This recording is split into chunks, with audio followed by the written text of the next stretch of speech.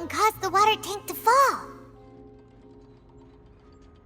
The rope looks pretty durable. How can it be burned through so quickly by fireworks?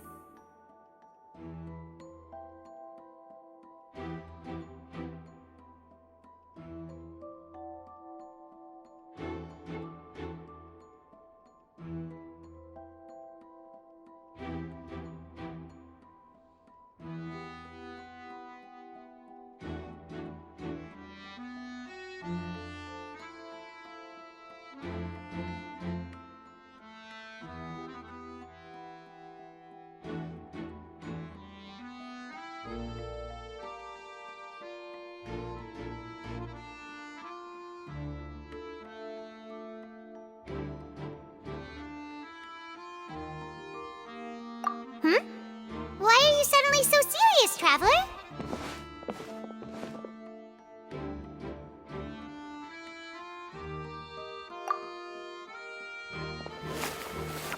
Whoa! Look! This bit is made from different material! Most of it was burned away, but there's still a little bit of it left.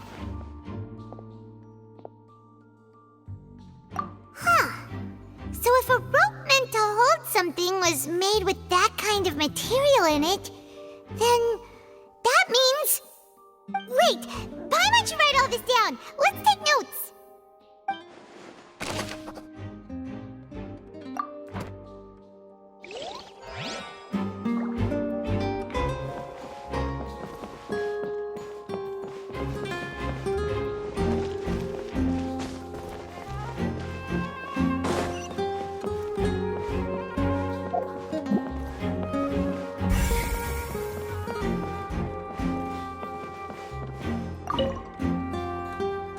Go ahead, have a look around. In the end, we're both after the truth.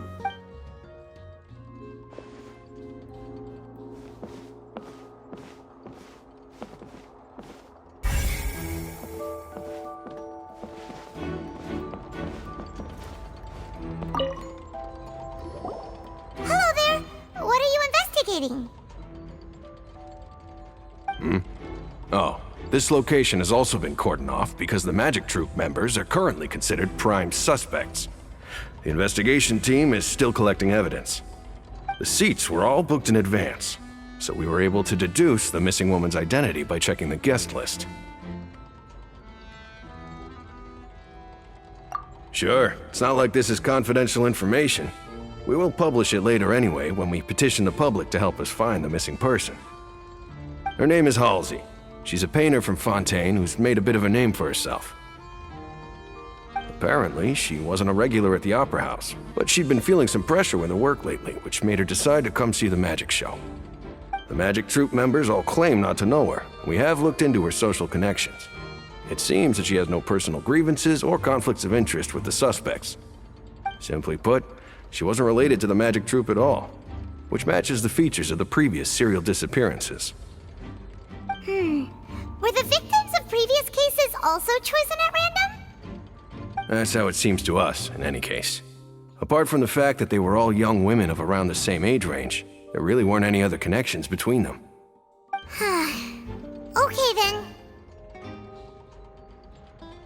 No need to be so formal. If you do happen to see the missing girl, please be sure to contact us.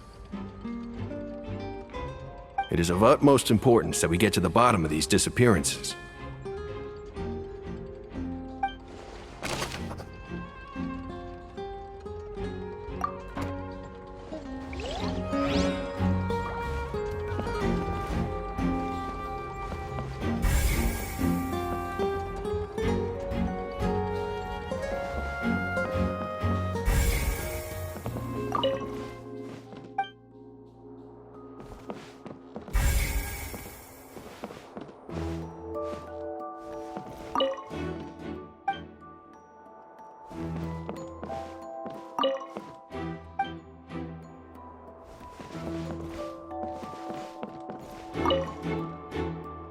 Go ahead, have a look around.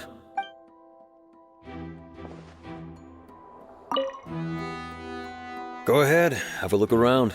In the end, we're both after the truth.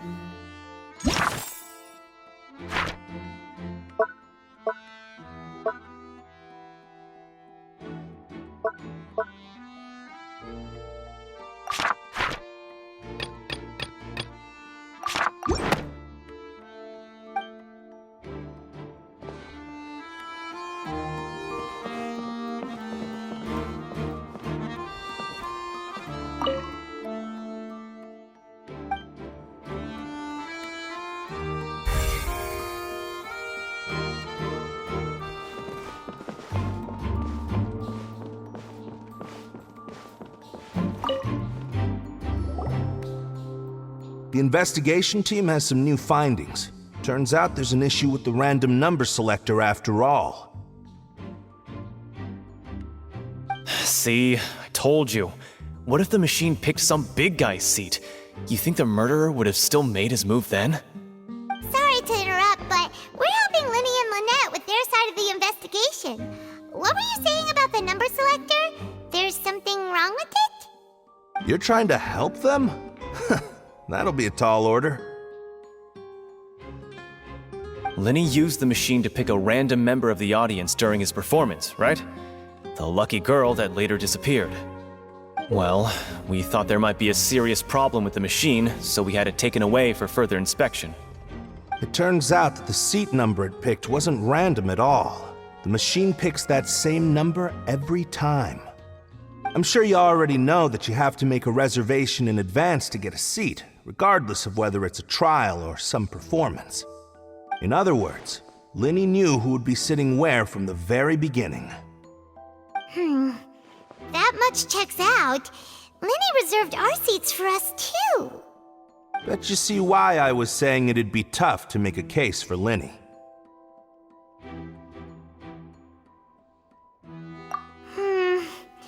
Even though it's bad for Linny's case, Paimon had better write it down.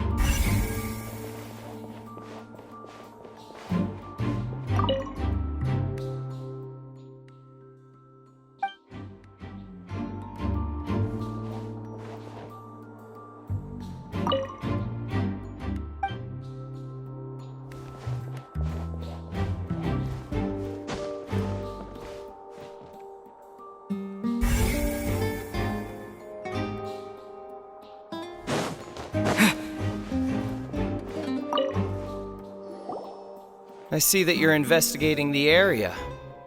Well, it just so happens that I'm interested too.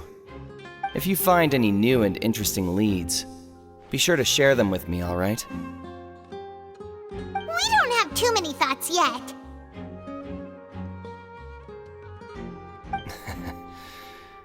Then why don't I tell you my hypothesis first?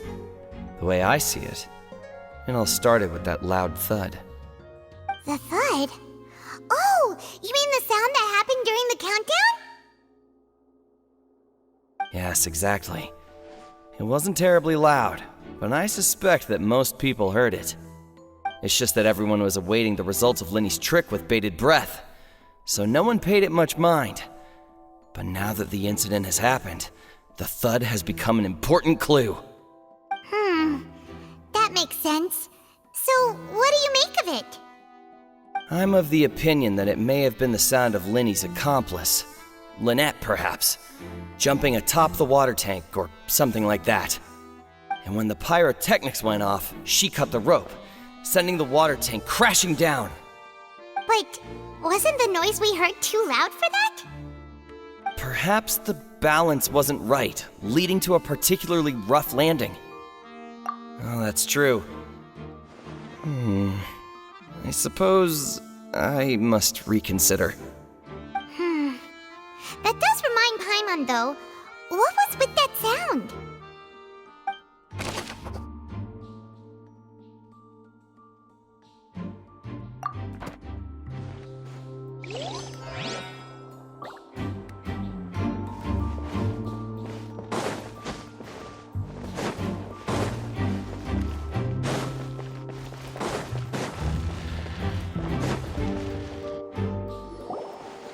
Hey, you! Yes, both of you! Over here! I've been keeping an eye on you for a while now. Huh? You mean us? That's right. If I'm not mistaken, you're also among those who wish to cut down the thorns and pursue the truth. No. And by the looks of it, you're not from Fontaine. Well, you're right on the more about that one, but who are you? Have you never heard of the Spina di Rosula? From mediating disputes and providing protection to solving conundrums, you name it, Spina di Rosula does it. And I, Navia, have the honor of being its renowned president. Though those who play by our rules call me boss. I'm Silver, her attendant. Pleased to meet you. And I'm Melus. Demoiselle's various daily needs and affairs are under my purview. Huh? Boss? Demoiselle? What gives with the names? Well, I am the second generation president. Melus and the others are still used to my previous title. My apologies, Demoiselle. Should you prefer, boss, I will endeavor to use that instead. No, no need. You don't have to call me boss. Just Navia is fine. Okay, if you say so. Not that we're members of Spina di Rosula anyway. All merely trifling details. Never mind. Now, back to the situation at hand. That's right. I've always kept an eye on the serial disappearance cases. My interest stems from a matter back from my father's time. Judging from the look of things, I find Linny an unlikely mastermind. Really? We think so too! That's why we're looking for clues now. But how did you come to that conclusion? Intuition, naturally. My unparalleled intuition. Farina sure was quick to point the finger at Linny without any decisive evidence whatsoever, wasn't she? But that's not uncommon for her. If you remember, the justice had to interrupt her and ask if she was pressing charges just to keep her from getting carried away. Anyway, a trial begins the moment someone levels charges. And, of course, there was no way Farina was going to back down in that situation. Sounds more like you just don't trust the Hydro Archon. Well, what's your opinion? I must admit that she can be interesting at times, but liking her doesn't mean that I'll blindly agree with her. All right, I've answered your question. Now, it's time you answer mine. Wait a minute! Did that answer count? Well, I say it does. But don't worry, you won't hear any pointless questions from me. In your opinion, do you think it's right to treat a trial like it's an opera?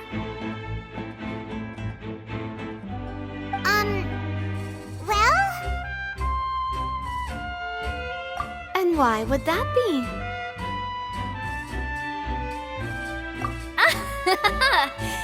See, Silver and Melus? I told you they'd be different. Most astute of you, Demoiselle. I too think that the Traveler's response was most excellent. No matter how wonderful the script or how fervent the audience's expectations may be, the trials that go on stage here must be based in fact. And if that can be done, boss, then... All right, that's quite enough, Melus. Anyway, I like your answer.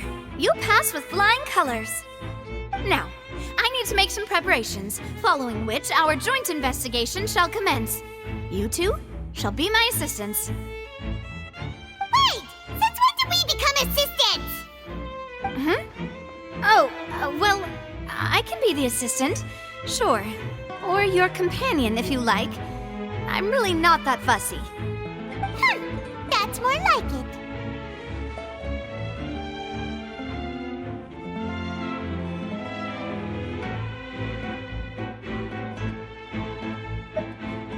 Far be it from me to brag, but I believe that Demoiselle's intuition will be instrumental in uncovering the truth.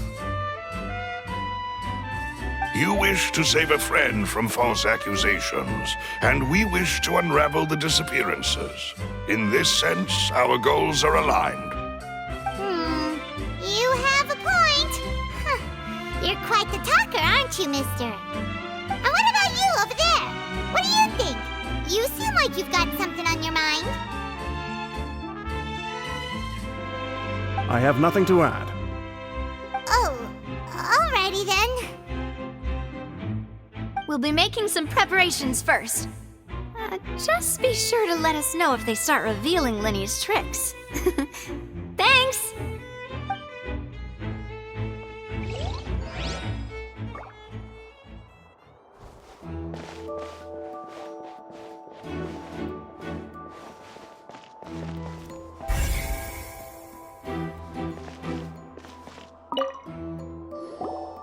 Sorry, but no one can freely enter or exit the Opera House at the moment. If you wish to leave, you must register your identity with us first. No, we're not leaving.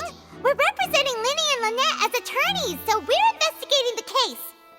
Were you always guarding this entrance? Yes, after the Chief Justice gave the order, everyone coming in or out must undergo a strict inspection. So, the missing girl couldn't have left from here, at least not from that point on. I doubt there was much opportunity then either. How can you be so sure,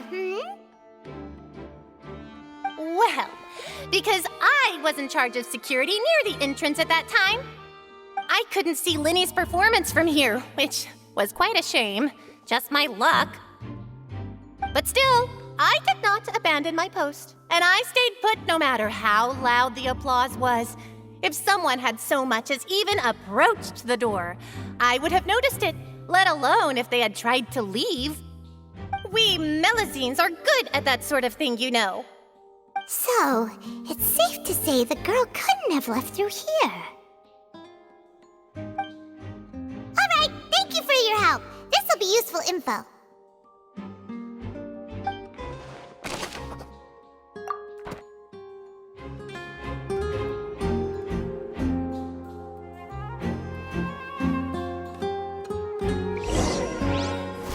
We've checked everything of note here at the performance venue. Paimon wonders how Linny's discussion with the guards is going. Let's go see, shall we? Ooh, things are getting interesting, huh? We're about to see how magic is made.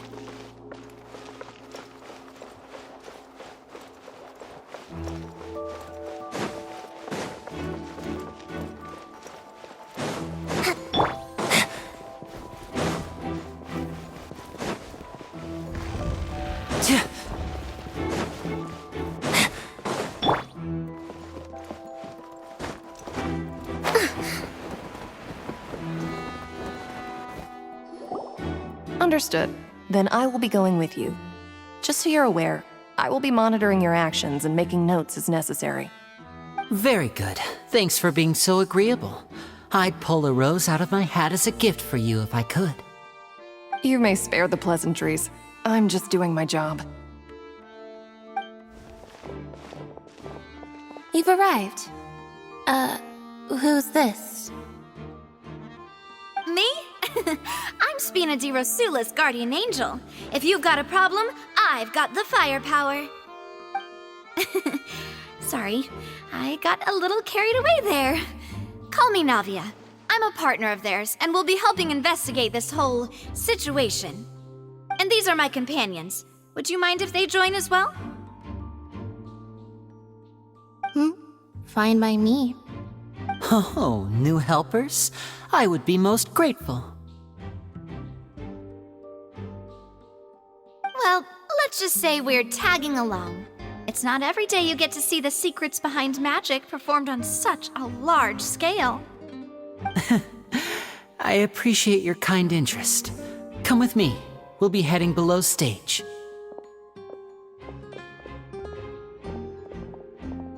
Huh?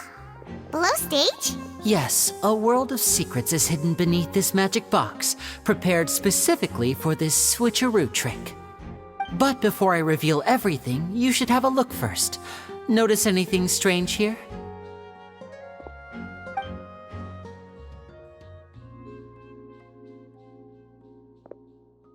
I'm not trying to be dramatic. Remembering the details of a trick will help you understand the methods used to perform it more easily.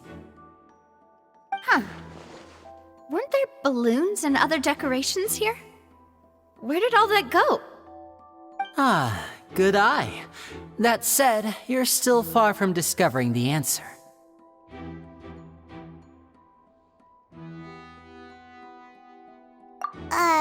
The back? You mean the inside of the door? What's different about it? Paimon didn't notice anything. Very good indeed. I thought you might not be able to catch that, given that you were sitting in the first row. The back of this door was patterned. Those patterns are now gone, replaced by a smooth wooden board. So, if you put 2 and 2 together, what do you get?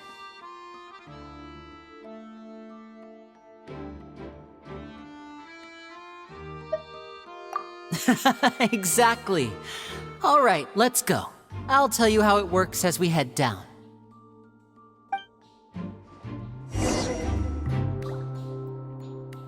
Oh, so there was a passageway under the magic box!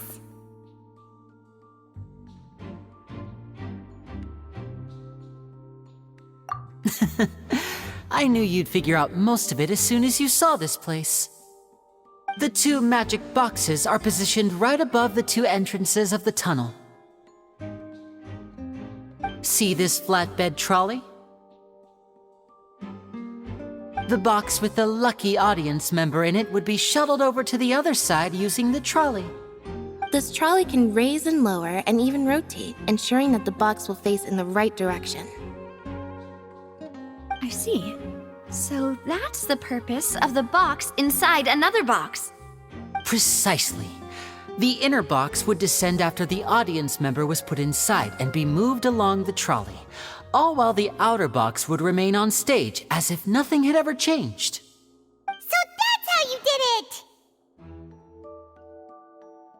Once the box was lowered, the trolley would store some energy through this device here, with which it would complete the rest of the steps. The audience member would only be able to feel some slight movements in the dark, and by the time she walked out, she would already be back on stage. Right! You were talking that whole time, and you even came out for a moment near the end! Ah, yes. A phonograph operated by Lynette was used to achieve that effect. My assistant and I had already scripted our conversation beforehand. When the countdown began, I had already gone to the opposite box via a tunnel using that ladder.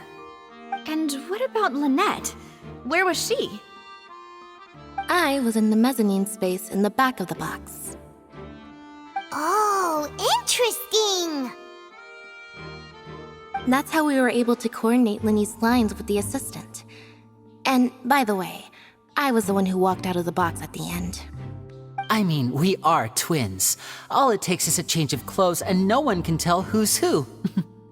And that's my favorite part of this trick. Only Lynette and I can perform it. So that's how it all worked! Wow, every detail you revealed was more amazing than the last! Lynette would briefly walk out of the box and then go back in, jumping into the tunnel and escaping before the box on the trolley could finish ascending.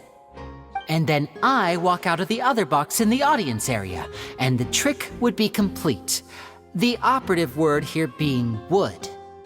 But as you saw, Cal was in the box, not our audience member. She, on the other hand, mysteriously vanished. We really don't know how that happened. If not for that interlude, this would have been an astonishing trick. I probably never would have figured out how you pulled it off. And yet, to think that someone was able to use this magic trick to commit a crime. Could we have a look around? I think we can come up with some more leads. This is the scene of the crime, so Linny and Lynette are not permitted to stay here. I'll escort them back up. Yes, of course. No need to be so strict now. I won't disappear into thin air, you know. Thanks, everyone. We're counting on you.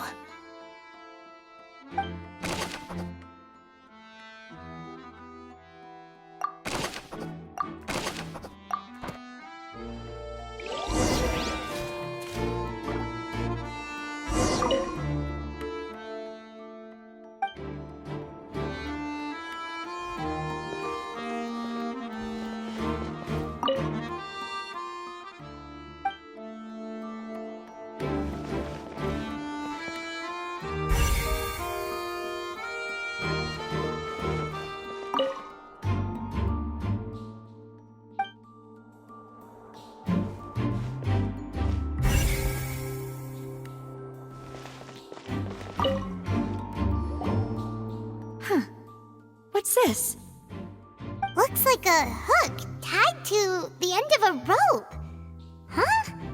There's all kinds of odds and ends here.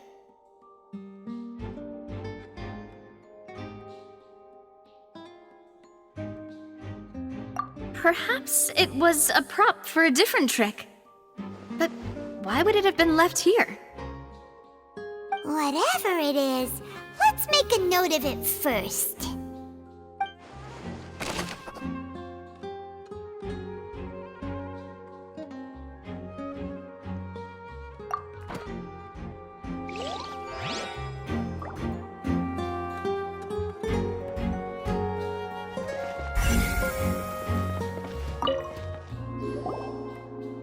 The floor is wet. Please be careful not to slip. Speaking of which, why would there be water here?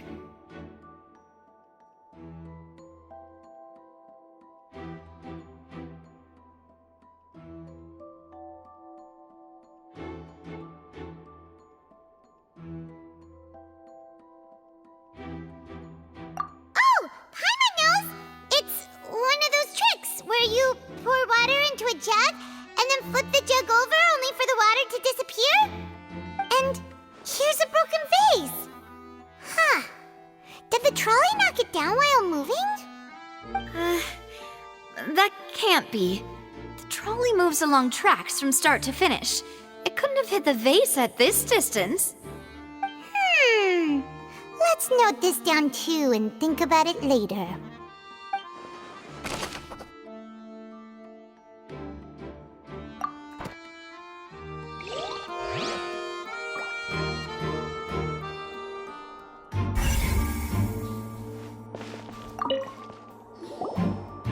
Oh, these are the clothes that the lady chosen from the audience was wearing, right? Her clothes are here, but she's nowhere to be found.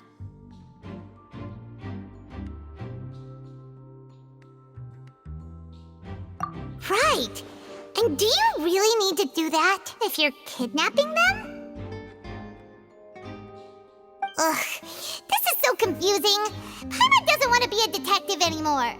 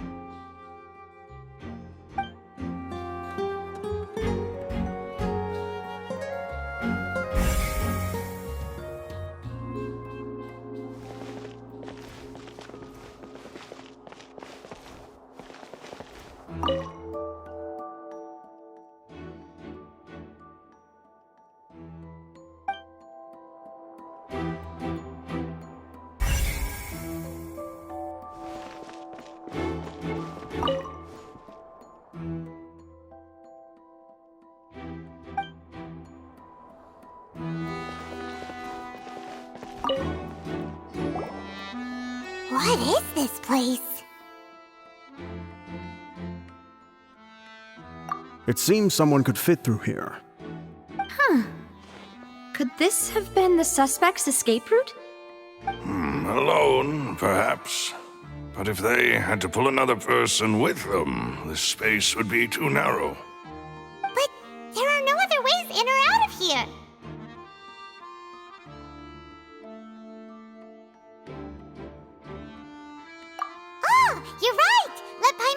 down.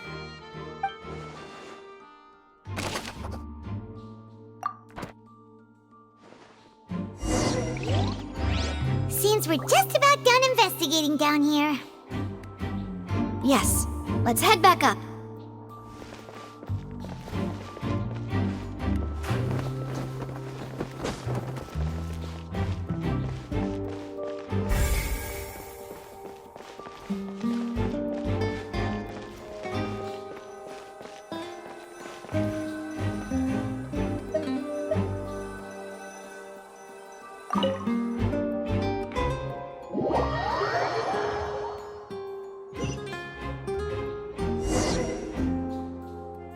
Well, we've ascertained the state of the crime scene. Let's find a place to sort out our findings once Malouse returns. Seems to me that there are several things that don't add up here. Apologies for the wait, demoiselle. So, what did the guards say? Did the criminal escape through the vent? They believe the odds of that are very low, since the vent leads to the Opera House's basement. The guards have checked the area carefully. No one left through the basement during the performance or after the incident, and no one was found hiding there. So the tunnel's become like a secret chamber then! You know, like the kind you usually see in novels! The plot thickens. Halsey's disappearance and Cowell's death are both quite inexplicable. No wonder Farina was so confident in her accusation. All the current evidence points toward Linny and Lynette. In other words, the charges are very likely to be upheld unless we make some considerable progress. Charges and then trial. So if the charges are upheld, they'll announce a sentence? That's right. This is how a trial goes in the Opera House. During the proceedings, the Chief Justice and the Oratrice will hear statements from both sides. That's right. This is how indemnitium is produced. The statements from both sides, the defenses from attorneys, witness testimonies, and even the audience's emotions will all be projected on the Oratrice. To put it simply, it's as if the Oratrice has its own will and is a judge in its own right. This also precludes any kind of favoritism on the part of the Chief Justice. And not that this has ever happened anyway. Once both sides have finished speaking, the Chief Justice will make his final decision. This, too, will be used by the Oratrice as a reference. Then, finally, the Oratrice will be consulted by officials. The result it returns is the will of justice itself. Huh? So that machine is the one that actually decides? Paimon thought Novelet called the shots. In practice, there is very little difference. Both have always come to the same judgment, which is why people have great faith in the Chief Justice. Ah, yes, the guards also asked me to convey that none of us will be allowed to leave this place before the trial. Huh? Why? Because we've chosen to act as the twins' proxies. That makes us persons related to the case. They're concerned that we might be colluding with outside parties, or that we might find outside help to disrupt the case.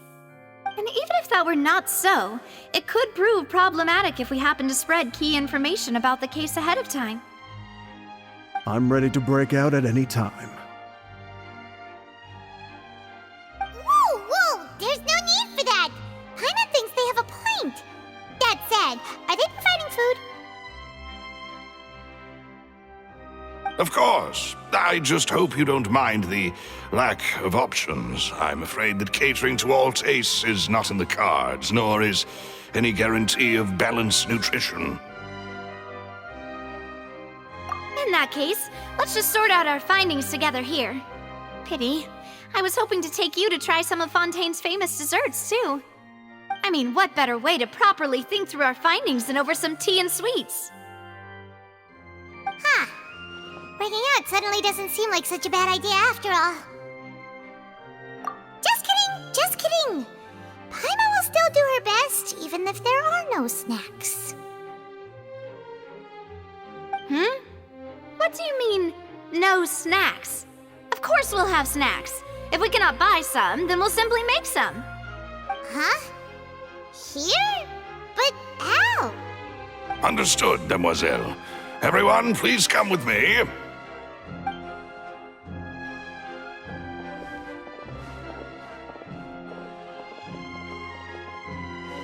Wait, you're carrying a portable stove with you?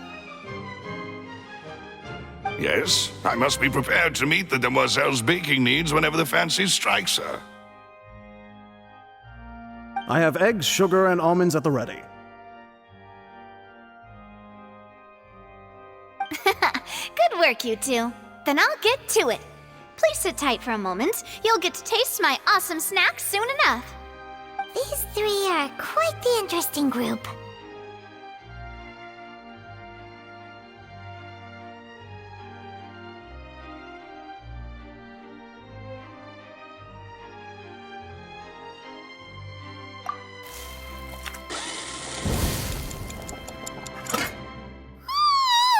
And Paimon thought it smelled good while it was still in the oven.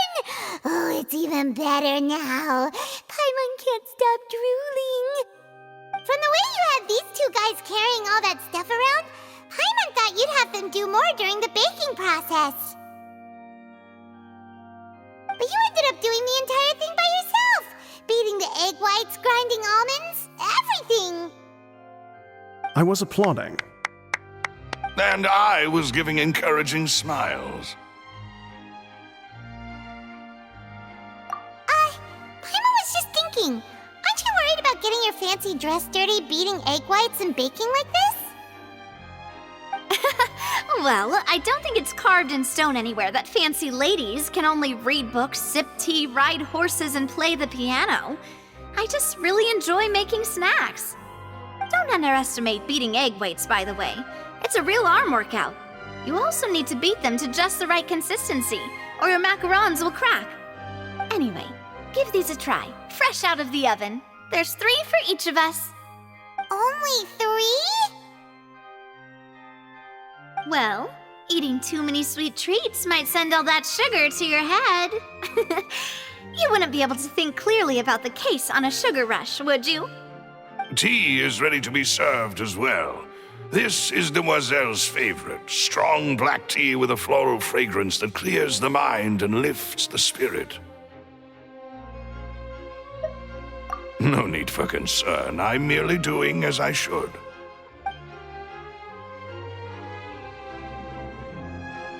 All right then. Down to business. As Paimon mentioned previously, the tunnel seems to be something of a secret chamber. However, we can assume that Linny and Lynette were not alone within it. Some criminal also occupied its sealed confines. The magician twins could have committed the crimes, of course, but they lack any logical motive. Exactly! Why would they do such a thing right when everyone was watching? The flower vase and the thud we heard during the performance could indicate some altercation between Halsey and the criminal in the tunnel, resulting in the shattering of the vase, the discarding of her clothes, and her abduction. Perhaps the criminal thought that since she was chosen from the crowd, she would be too easy to identify if she was still wearing the same clothes.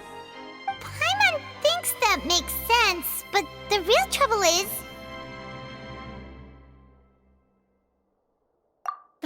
True. None of the clues we found thus far support the existence of this third person. But the only people left to consider are both technically victims, whether it's the missing girl, Halsey, or poor Cowl. Huh. Could Halsey have secretly made modifications to the magic props in order to murder Cowl before making her escape?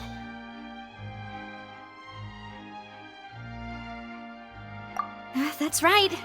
And even if she had tampered with the setup, she would need to understand the entire trick to pull it off. Nor does she have any motive. The guards said that she has never had any dealings with the magic troop's members. Were we not thorough enough in our search? From the sound of things, this is turning into an impossible case. Your macaron though, Navia. They smell great! They're nice and crisp and super sweet! They are my specialty after all. And I see you've already had 5 of them. What? 5? Oh, that can't be right! Paimon only counted 3! Honest! Please don't worry about it. At my age, a few less sweets might actually be a good thing. No! Being greedy is one thing, but Paimon knows how to count. Besides, Paimon knows that if she ate too many, then others wouldn't have enough. Wait, even you don't believe Paimon? How could you? If Paimon ate those 2 extra macarons, then may they turn into stone in her stomach! All right, we get it. Well, I suppose one of us might have gotten too engrossed in our chat and eaten them by mistake. No big deal. Malus, set up the stove again if you would. Huh? What are you doing? Making sure everyone gets 3 macarons, of course. Exactly. We don't want to trouble you. As you wish, demoiselle. And I have the egg, sugar, and almonds. Well, this really is your hobby, huh?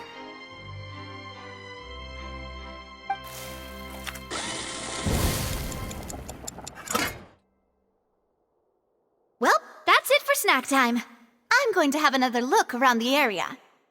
I don't know what we're looking for yet, but we've still got some time. As attorneys, I suggest the 2 of you think the case over again. It would be awkward if you got all tongue-tied on stage during the trial. All right, thanks for your help and for the snacks. It was nothing. A small task for the Spina di Rosula. Silver, Malus, it's time to go. I'll be back if I find anything new.